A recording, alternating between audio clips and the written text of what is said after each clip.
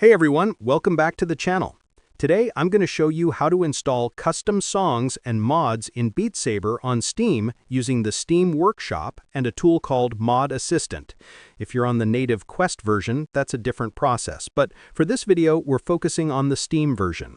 So, first thing you want to do is open up Steam and head over to the Beat Saber store page. Just type Beat Saber in the search bar and click on the game. Once you're on the page, go to the Community Hub. This is where the workshop and modding guides live. From the Community Hub, click on the Guides tab. You'll see a bunch of sections like walkthroughs, gameplay basics, secrets, and so on. The one we're looking for is Modding and Configuration. Open that category and look for the post titled something like Beat Saber Modding Guide Working in 2023 by Jaffa Cakes. That guide will walk you through everything step by step.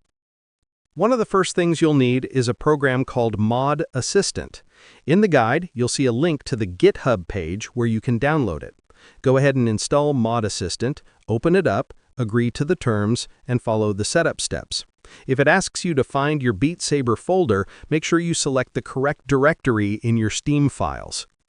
Once Mod Assistant is set up, you'll see a list of mods you can install. Just check the ones you want and hit Install. It'll download everything and automatically integrate the mods into your Beat Saber install. It should only take a minute or two.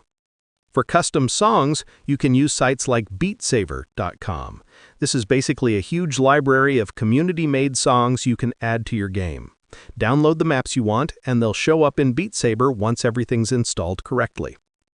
And that's pretty much it. With Mod Assistant and the Steam Workshop, adding custom songs and mods to Beat Saber is super easy.